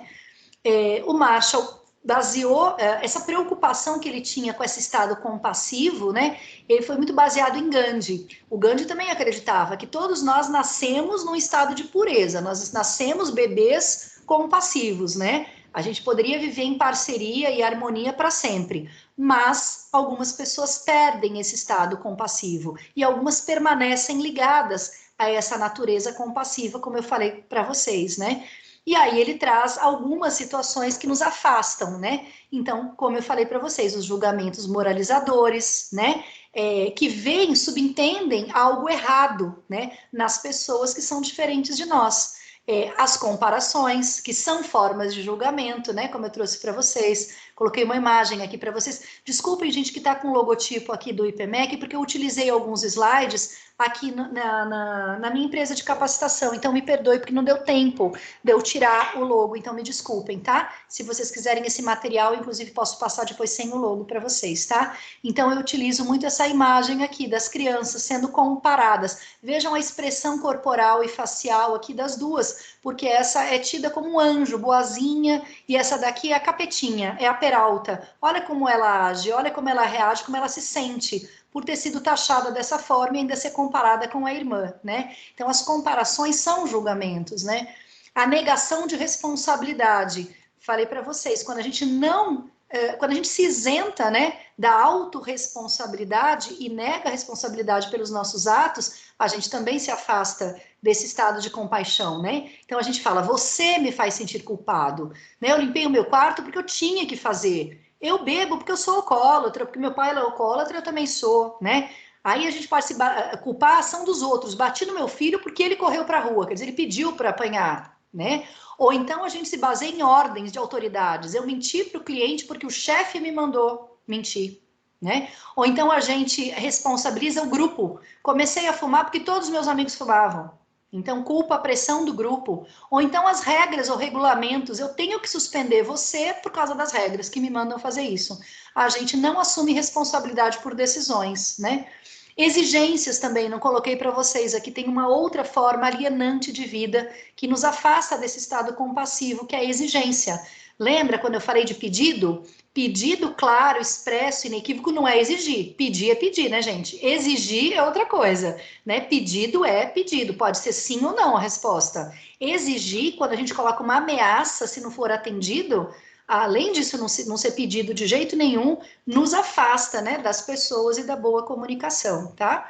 E o Marshall traz os 4 componentes que eu falei para vocês: observação sem julgamento, sentimento, aqui eu coloco um exemplo, trama, né, porque é uma identificação de sentimentos primários, T de tristeza, R de raiva, A de amor, M de medo, né, e outro A de alegria, ou A de aversão, né, então são sentimentos primários. Quem não assistiu aquele desenho ainda, chama Divertidamente, eu recomendo muito, porque é um desenho animado, aparentemente só para criança, mas eu acho que é um bom ensinamento para nós adultos também, de identificação de sentimento. É um filme que fala, né? Os personagens são sentimentos, então tem lá a tristeza, tem a alegria, tem o nojo, é muito interessante. Eu acho que não só para criança, é um filme para todo mundo, muito bacana, Divertidamente. E aí, o terceiro componente, a necessidade, que é a raiz dos sentimentos. Falei para vocês que todo sentimento gera uma necessidade e que diante de tudo isso a gente deve se expressar, né, de forma clara e inequívoca, formulando pedidos às pessoas, né? Então a gente observa fenômenos sem avaliar e sem julgar, separando avaliação e julgamento do que é observação, né? E uma dica é a gente evitar muito esses advérbios, sempre, nunca, tudo, nada, o né, como eu falei para vocês. Quando a gente fala isto sempre acontece, será que sempre acontece mesmo? Né? Será que nunca não aconteceu? Será que esse sempre é sempre? Quando a gente fala sempre, nunca, tudo, a gente está muito próximo de julgar, né? Porque a gente nem imagina a possibilidade de ser algo diferente daquilo, né? Aqui eu trago alguns exemplos, né? Aqui normalmente eu abriria, faria uma interação com vocês, a gente pode fazer isso um pouquinho nos minutinhos finais, né? Mas quando a gente fala, meu pai é um homem bom, por exemplo, aqui o exemplo 4, é um julgamento positivo, está dizendo que é um homem bom, mas é uma observação com avaliação e julgamento, está dizendo que é um homem bom. Como que poderia ser uma observação? Eu vejo o meu pai praticando, né, a bondade, praticando bastante bondade, por exemplo, dando cestas básicas para uma comunidade carente aqui do nosso bairro todos os meses. Então ele age com bondade quando ele faz isso. Mas você não julgou que todas as ações dele na vida, para o passado, para o presente e para o futuro, vão ser boas, né? Então é julgamento, mesmo quando a gente fala algo positivo, né? Então, ontem João estava com raiva de mim sem nenhum motivo. Isto é avaliação, é observação com julgamento. Você está dizendo que não tinha nenhum motivo. Sabe-se lá se o João tinha motivos para ter raiva. Como que a gente poderia observar aqui sem julgar? Eu observei que João ontem estava com raiva de mim. Ponto. Se ele tinha motivo ou não tinha, isso é nosso julgamento, né? E aqui tem uma série de exemplos do que é observar sem avaliar. E os sentimentos, né? É difícil, como eu falei para vocês, a gente identificar os nossos sentimentos e diferenciar sentimento de pensamento. E aqui tem alguns exemplos também, né? Então, você é nojento. Não, aqui é observação com julgamento, com avaliação e não fala de sentimento nenhum, né? Sinto vontade de bater em você. Não é sentimento. Cadê o sentimento aqui, primário? Qual é o sentimento? Sinto vontade de bater em você. Não está expressando sentimento, né? Estou feliz que você possa vir. Isso é um sentimento. Eu tenho um sentimento de felicidade, né? Por quê? Porque você vai vir. Pelo fato de você vir, eu estou feliz. Isso é sentimento puro, primário, sem nenhum tipo de julgamento, né? E as necessidades? Como que a gente reconhece as nossas necessidades, né? A gente pode, muitas vezes, culpar os outros, culpar nós mesmos, mas a gente pode perceber os nossos sentimentos e necessidades e partir para esse ponto 4 aqui, que é o melhor dos mundos, que é perceber os nossos e também perceber os sentimentos e necessidades dos outros, escondidos por trás de uma mensagem negativa de uma pessoa, que é o parafraseamento que eu falei para vocês, que a gente ressignifica a frase dos outros, né? Aqui tem uma frase do Marshall que eu comentei com vocês. Ele fala que a gente, quando se responsabiliza emocionalmente pela nossa comunicação, a gente passa por 3 estágios normalmente, né? A escravidão emocional, quando a gente acredita que a gente é responsável pelos sentimentos dos outros. Quer dizer, a gente não identifica os sentimentos dos outros, a gente se culpa pelos sentimentos dele. Né? Então a gente fala, o outro está bravo comigo porque eu provoco ele, né? Ou ele está chateado comigo porque eu não estou atendendo ao que ele está pedindo. Quer dizer, você se coloca como responsável pelo sentimento do outro. E o Marshall fala que ninguém é responsável pelo sentimento do outro. Nós temos a opção de sentir ou não alegria, tristeza, raiva. O outro age como age. E nós escolhemos, diante da ação do outro, como a gente sente, como a gente reage, como a gente se comunica. Eu posso optar em não sentir tristeza com a atitude do outro. Eu posso optar em não sentir raiva dele. Não é ele que causa a minha tristeza. Sou eu pelo que o outro fez. Mas eu poderia reagir diferente. Então, quando a gente entra nesse estágio de escravidão, não é bacana esse estágio, porque a gente se sente culpado, responsável pelos sentimentos dos outros. Quando a gente é responsável pelos nossos sentimentos e o outro é responsável pelo sentimento dele, né? Aí tem o estágio ranzinza, o qual a gente se recusa a admitir que a gente se importa com a necessidade e sentimento dos outros, né? Então é o famoso estou pouco ligando, né, para o que você está pensando. O que importa é o que eu sinto, o que eu penso. Esse estágio ranzinza, que é um estado que não tem nada a ver com empatia, né, nem com escutativa, é aquele que a gente não quer saber do que o outro precisa. A gente só olha para o que a gente precisa, né, sem olhar para a necessidade do outro.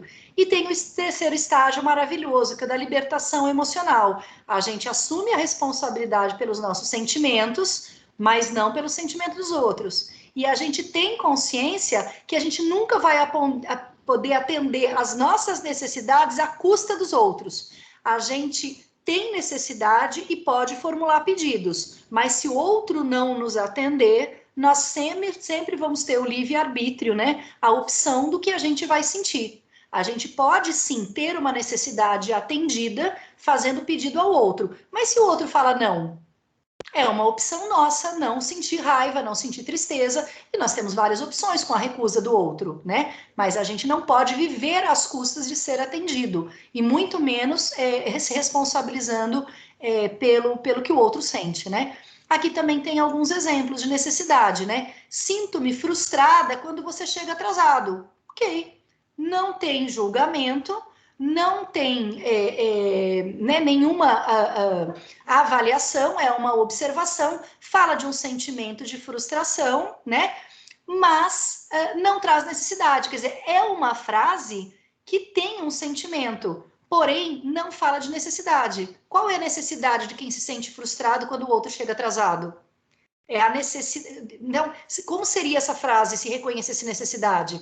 Esse exemplo seria bom se fosse lá para o outro item, que é reconhecendo sentimento, né? Aí tá tudo certo. Agora, sinto-me frustrada quando você chega atrasado. Tenho necessidade que você conviva mais comigo.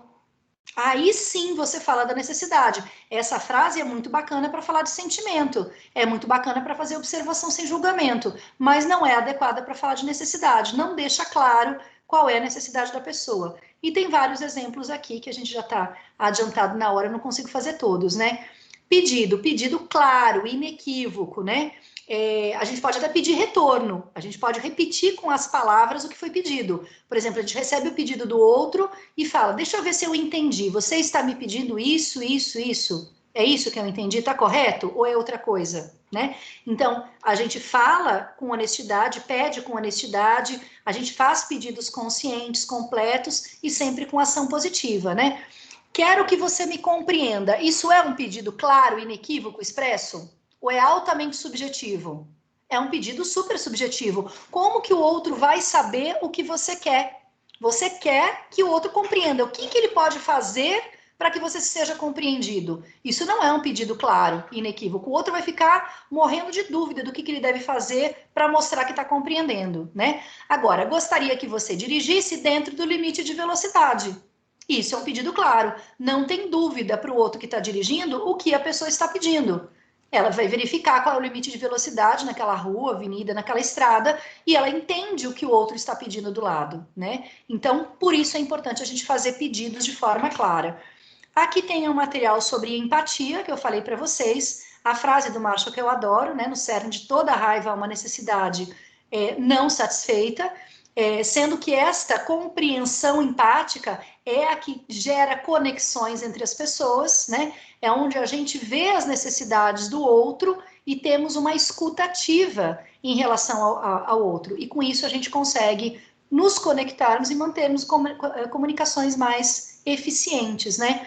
A gente precisa, né, se expressar com honestidade e receber a comunicação do outro com a ressignificação, o parafraseamento e a empatia, né? Primeira coisa, né? O Marshall fala, é a presença, o estado de presença. Não faça nada, apenas esteja lá, né? Ele fala que é importante a gente esvaziar nossa mente também para ter empatia escutativa. Ouvir com todo o nosso ser, né? Compreendendo de forma respeitosa o que os outros estão vivendo. A escutativa, né? Escutar vem do latim, ó, escutare, que é dirigir a atenção para o ato de ouvir. Quer dizer, então é uma ação, é uma atividade, é dirigir a atenção para o ato de ouvir. Então não tem nada de passivo, por isso que chama escuta ativa. Não tem nada de passividade. A escuta ativa, a gente faz algo para tê-la, né? A gente dirige a atenção para o ato de ouvir. E a gente não pressupõe somente atenção, como está escrito aqui, mas sim uma atitude participativa no diálogo, né? Através de uma escuta dinâmica.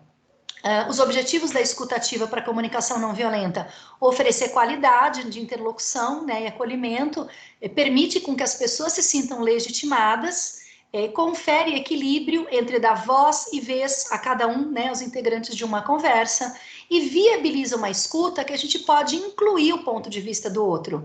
É aquela velha história, você pode não concordar com o ponto de vista do outro, mas a escuta ativa faz com que a gente inclua o direito que o outro tem de pensar diferente da gente, porque a gente inclui o ponto de vista dele com respeito e com uma escuta ativa, ainda que a gente não concorde. Tá tudo certo não concordar, né? Basta com que a gente respeite o direito que o outro tem de falar, né? E o Marshall fala, por isso que ele fala que empatia é esvaziar a mente e ouvir com todo o nosso ser. E às vezes a gente tem tendência a dar conselhos, né? Ou encorajamento. Alguém fala da sua dor e a gente fala, olha, se eu fosse você, eu faria isso. Olha, no teu lugar, eu faria isso. Ah, e se fosse comigo, eu faria aquilo. Isso não é empatia e não é escutativa, né? Esse aqui é o Marshall, aqui do lado esquerdo, essa figura simpática aqui, sempre tira fotos sorrindo. O Marshall nunca vi ele sério, pelo menos com um sorriso mais tímido assim, mas sempre sorrindo, né? Então, ele fala que a gente sempre deve perguntar antes de oferecer conselhos ou estímulo. Pergunta o que o outro está sentindo, o que o outro se comunica, o que o outro necessita. Agora, se o outro não está se comunicando claramente, como que a gente vai saber quais são os sentimentos e necessidades dele? Se ele vem com um quadro pedras na mão, se ele está sendo agressivo, aí vem essa técnica do parafraseamento que eu falei para vocês, né? A CNV sugere que a nossa paráfrase tome a forma de perguntas que revelem a nossa compreensão, ao mesmo tempo que estimulam correções necessárias por parte da outra.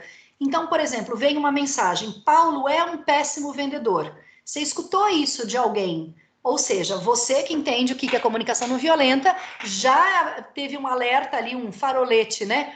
Vermelho, falando, opa, essa pessoa está fazendo um julgamento moralizador a respeito do Paulo, nosso colega de profissão. Então, deixa eu parafrasear o meu colega. Você está reagindo ao fato, por exemplo, de que Paulo realizou uma venda há um ano? É por isso que você disse o que você disse? Você está reagindo ao fato de que ele realizou uma venda no ano? Por isso que você o considera, né? Quer dizer, você ressignifica, fala por ele o que ele poderia ter dito de um outro jeito. Né? Então, uma mensagem: sinto que você não valoriza o meu trabalho. Se a gente for parafrasear, você está magoado, né? Porque você gostaria de receber mais reconhecimento pelos seus esforços, mais reconhecimento do que você obteve. Por isso que você disse o que você disse, porque quando a gente fala sinto que você não valoriza, a pessoa está julgando que a outra não valorizou, não está falando de sentimento primário. Você observa uma frase da pessoa que não tem a ver com sentimento primário, não faz pedido nenhum, não fala de necessidade e nem observa sem julgamento. Essa frase, aparentemente inofensiva, não é comunicação não violenta. Esse parafraseamento é: você está magoado, ou seja, sentimento de mágoa, porque gostaria de receber mais reconhecimento por seus esforços, quer dizer, você necessita de mais reconhecimento. Essa é a sua necessidade e por isso você se sente magoado, traz sentimento e necessidade. Por uma frase que não trazia nada, nem sentimento, nem necessidade, trazia julgamento, né, e avaliação. A gente também pode usar o parafraseamento para confirmar. Então vem uma mensagem: Eric, quero ter mais liberdade no trabalho. É complicado entender o que o outro quer. Ele está tendo mais liberdade, não está fazendo pedido claro e inequívoco, né? A gente pode parafrasear: você está querendo liberdade, por exemplo, para escolher as pautas dos seus textos? Quer dizer, você coloca a objetividade no pedido do outro, já que veio sem objetividade, né? Não veio pedido claro e inequívoco. Isso também é parafraseamento, né? A autoempatia, aqui trazendo o conceito do Marshall, ele fala que é impossível a gente dar algo a alguém se a gente próprio não tem, né? Se a gente não tem a capacidade de oferecer empatia para a gente mesmo, mesmo a gente se esforçando, vai ser, isso é um sinal de que estamos carentes demais de empatia para podermos oferecê-la aos outros. Quer dizer, se a gente não tem empatia com a gente mesmo e a gente está carecendo desse autocuidado com a gente mesmo, como a gente pode oferecer algo que a gente não tem? A gente oferece sempre o que a gente tem, de bom ou de não tão bom assim, mas é sempre o que nós temos, né? E também o Marshall fala que a gente deve prestar atenção em como a gente elogia. O elogio com a CNV tem que ser um elogio cuidadoso, porque às vezes a gente pode elogiar julgando sem querer. Então a gente fala: nossa, que bacana, eu tô super feliz, como você é organizado, você organizou o quarto do jeitinho que eu queria. Isso não é um elogio, você está julgando que a pessoa fez o que você esperava que ela fizesse, né? Então, cumprimentos muitas vezes são julgamentos. Então, o Marshall fala: expresse a apreciação por algo ou por alguém como uma forma de celebrar e não de uma manipulação, por exemplo, implícita, né? A gente não elogia para conseguir algo que a gente quer e nem pelo outro ter feito o que a gente queria. A gente elogia para apreciar a ação ou a atitude do outro de forma genuína, né? Então, por exemplo, num ambiente empresarial, quando vocês sugerem ideias estratégicas e tomam a iniciativa em projetos, eu me sinto feliz e orgulhoso, pois quero ser um líder que desenvolve o seu time profissionalmente. Quer dizer, você elogiou o outro, ainda falou do sentimento de felicidade e orgulho de ter uma equipe assim, e deu exemplo. Quando vocês sugerem ideias e tomam iniciativas, eu fico super feliz. Elogiou, apreciando, mas sem julgar e sem dizer nada que seja avaliativo, né? É importante a gente praticar a CNV no ritmo, né? cada um de nós no nosso ritmo, traduzindo cada julgamento, né, dos outros em relação a nós, e nós ficarmos atentos quando a gente julga os outros, né, sempre procurando traduzir cada julgamento em necessidades não atendidas, listando julgamentos que flutuam com mais frequência na nossa cabeça. Então, por exemplo, um bom treino eu não gosto de pessoas que são, por exemplo, rabugentas, né? Então, eu estou julgando, deixa eu parafrasear. Eu não gosto quando estou em uma situação onde eu vejo um clima negativo. É importante a gente ressignificar o nosso sentimento julgador e a gente identificar quando a gente está julgando. Então, quando a gente fala não gosto de pessoas que são, a gente pode reunir esse pensamento de julgamento negativo e tentar compreender o que a gente está precisando e não está obtendo. Porque a gente não falou que no cerne de toda a raiva tem uma necessidade não atendida? Então, quando a gente julga o outro ranzinza, o que eu estou necessitando? Eu estou necessitando de um ambiente mais positivo? Quando eu julgo que o outro é desorganizado, eu estou necessitando de mais limpeza e organização? Quando eu julgo o outro como uma pessoa mal-humorada, será que eu estou, então, necessitando de positividade, né? É importante a gente ressignificar, porque ao invés de julgar, a gente pode falar do que a gente precisa. E quando a gente fala do que a gente precisa, que o outro não está atendendo, a gente não julga, a gente só fala do que a gente gostaria, do que a gente necessita, né? E a prática é essencial, Marshall fala, porque muitos de nós fomos criados em lugares violentos, e não violência física somente, violência moral, violência na linguagem, violência no ambiente, né? Então, julgar e culpar, o Marshall fala, se torna natural para nós. Por isso que para praticar a CNV, a gente precisa prosseguir devagar, pensar cuidadosamente antes de falar, muitas vezes apenas respirar fundo e não fala nada. Se tem dúvida se vai falar com uma linguagem de CNV, respiramos e não falamos, esperamos, né? Para a gente aprender esse processo, né? E ele fala, aprender o processo e treinar leva tempo, a gente precisa de treino, né? Então é isso que eu tinha pensado aqui um pouquinho para compartilhar com vocês. Não sei se passamos muito da hora, meu Deus, 19h35, me desculpem. Pensei em falar o máximo de informações que eu poderia dentro desse tema e trazer a relação aqui para a realidade da mediação, né? E se quiserem, se puder ainda, abrir o microfone para ficar aberta aqui alguma questão, alguma pergunta ou alguma contribuição, colaboração, eu estou aqui à disposição e agradecendo aqui a enorme paciência aqui, a amorosidade de vocês até agora. Muito obrigada.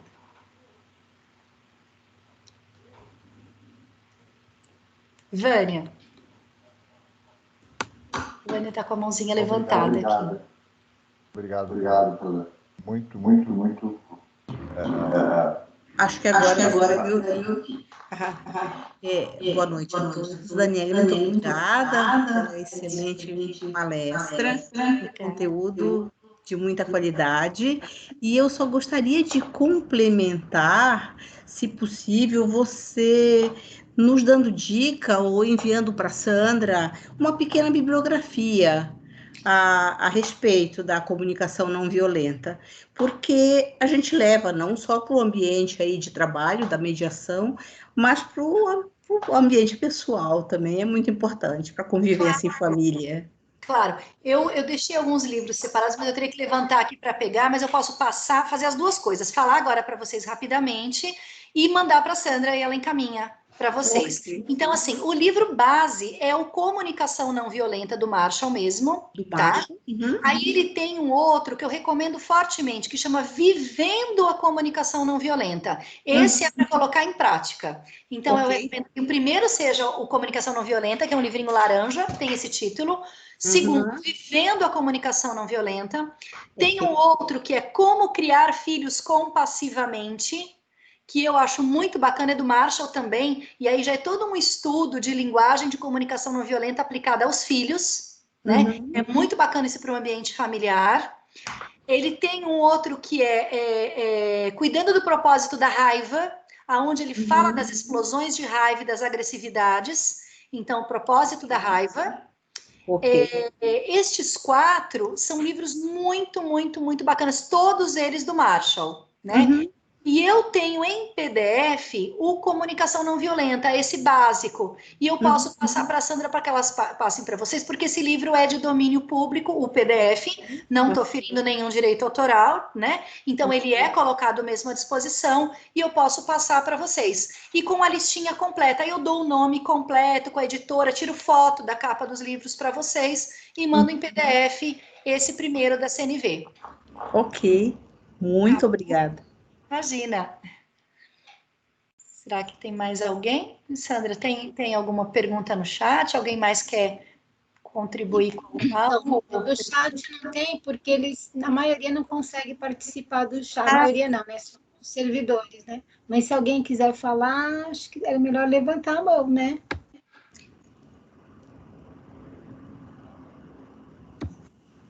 Fico aqui à disposição. Se alguém ficou com alguma dúvida dos 4 componentes da CNV ou algo não ficou claro. Rosane. Doutora Daniele, enriqueceu muito o que a senhora falou. E como é importante isso, né? Quando a senhora estava falando das comparações, eu fiquei pensando, por que eu não tive essa aula quando meus filhos eram pequenos? Porque é demais. A gente cai nesse erro com os filhos. Porque ele fala, olha, tua irmã limpou o quarto, vai limpar teu quarto, tua irmã tirou nota alta, vai estudar. Falei, Senhor, como nós erramos tanto, né? Por não ter essa experiência que a doutora Daniele passou para a gente. Olha, foi muito rico. E, além de utilizar como conciliadora, eu já vou mandar os livros para os meus filhos para lerem, para não cometerem o mesmo erro que eu cometi na criação deles. Olha, Rosane, muito obrigada aqui pelas tuas palavras gentis, delicadas, tão respeitosas, pela tua amorosidade, muito obrigada. E olha, vou te fazer um convite à autoempatia, tá? A gente faz o nosso melhor dentro do que a gente conhece, do que a gente sabe. E que bom que a gente possa conhecer, né, novas ferramentas, novos métodos com o passar do tempo na nossa vida. Mas eu acho que a gente, claro, não, o foco no passado nos traz reflexões desse tipo, eu compreendo. Porém, eu tenho certeza que você fez o teu melhor dentro de tudo que era possível e dentro do que você conhecia e entendia que era mais adequado. Então, te convido a exercitar também a autoempatia, olhando para dentro das dificuldades que nós temos diariamente na educação dos nossos filhos, nos nossos pequenos e grandes conflitos familiares, né? Eu tenho certeza que nós fazemos o nosso melhor. E que amanhã a gente pode fazer melhor que hoje. E hoje a gente fez melhor que ontem. Eu acho que isso é o mais bacana da vida, a gente sempre ter o dia seguinte. A vida é extremamente orgânica, né? Cada dia é uma aula. E muito obrigada pela aula, eu adorei mesmo. E esse material, a senhora vai disponibilizar para nós? Posso disponibilizar, sim, não tem problema. Eu posso disponibilizar para a Sandra, para a Elaine, ela encaminha para vocês. Eu disponibilizo com prazer, aqui com alegria. Muito obrigada. Eu que agradeço. Tem mais alguém? Só tem aí com mão levantada aqui? Acho que não. Eu vou, depois que você me passar, eu vou disponibilizar. Sim, eu estou devendo algumas gravações de palestra, porque era muito pesado, não consegui. Mas assim que eu conseguir, não é por e-mail, não está indo por e-mail, mas aí eu vou ver se o Dr. Bruno já disponibilizou um canal no YouTube. Só resta a pessoa que manipula o YouTube saber fazer isso, que é a Sandra, né? Mas estão todas gravadas e vou disponibilizar. Agora o material é mais fácil, eu mando por WhatsApp, eu mando por e-mail, é mais fácil esse material, que se não for tão pesado, né? Mas a gravação é mais difícil. Eu mando sim, Sandra, eu mando amanhã mesmo, hoje à noite, amanhã de manhã, eu encaminho aqui o PDF, né? Pode disponibilizar a gravação também, eu preciso colocar em qualquer canal do YouTube, não tem problema. Quanto mais a gente disseminar a ideia da pacificação, da cultura de paz, através de uma comunicação sem ruídos, comunicação respeitosa, empática, eu acho que nós estamos falando aí realmente de um mundo melhor, e onde a gente pode fazer o nosso papel. Então, aonde eu posso falar de comunicação não violenta, quem me convida para falar disso, eu nunca vou falar não, porque eu falo com amor, com paixão e com essa, realmente acreditando que ela é eficaz e que ajuda e muito, na minha opinião, é uma das grandes soluções aí para a gente restabelecer relações e conexões muitas vezes rompidas através de conflitos e manter, né, as boas relações saudáveis da nossa vida. Restabelecer o que precisa ser restabelecido e mantido, né? E manter o que a gente já tem de saudável na nossa vida, né? Então, é isso. Gente, muito obrigada, viu, a vocês todos aqui. Nossa. Eu não sei se a Elaine vai falar alguma coisa. Eu que agradeço ter aceitado esse convite, né? E, nossa, é maravilhoso. Eu também, assim, sou suspeita para falar, porque a gente vai pensando, e eu, como a Rosane, que já tem os filhos criados, fiquei pensando a mesma coisa, já, né, da outra palestra que eu já assisti, pensando, poxa, como era importante ter sabido, ou, sei lá, bem antes, ter me apropriado desse conhecimento e ter treinado, porque não adianta a gente saber e não treinar. E é um treino, acho que diário, é uma luta diária, constante mesmo. Mas ainda, como você disse, em tempo, né, de se perdoar e achar que nós fizemos o melhor com o que a gente tinha nas mãos, não é verdade? Sem culpas. Nossa, é muito enriquecedora, assim, é maravilhosa, e o jeito como você coloca as coisas, assim, é muito... Não dá para parar de ouvir, não fica cansativo, fica muito conhecimento, né? Então, é muito enriquecedor. Eu que agradeço muito mesmo por ter aceito. Muito obrigada. Eu queria agradecer também, doutora Daniele. Parabéns pela brilhante exposição. E para a gente é sempre bom ouvir cada vez mais sobre a comunicação não violenta, ainda mais para uma pessoa como você, que é tão estudiosa e praticante, como a gente nota, da comunicação não violenta. Eu acho que a gente tem muitas oportunidades perdidas, sim, mas sempre o ganho, o desafio, né? Não, quando a gente fala em mediação, conciliação, a gente sempre lembra que a gente não está olhando para trás, está olhando para frente, né? Então a gente não está olhando pelo que passou, mas vendo as oportunidades que estão surgindo. E saber sobre a comunicação não violenta e ter a oportunidade de no dia a dia lidar com conflitos das pessoas que vêm na central de conciliação ou em outros conflitos que nos surgem, valendo-se da comunicação não violenta, é muito importante para a gente. Foi muito bom a gente poder ouvir, e a gente só tem mesmo a agradecer pela sua disposição e pela sua generosidade em compartilhar esse conhecimento conosco. Tá? Eu agradeço também a Sandra, novamente, por ter organizado a palestra junto com a Elaine, e desejo uma boa noite para todos e para todos. Obrigado. Obrigada. Boa noite. Boa noite a todos. Muito obrigado. Que Deus abençoe a todos. Boa noite a todos. Para a gravação agora. Boa noite. Boa noite.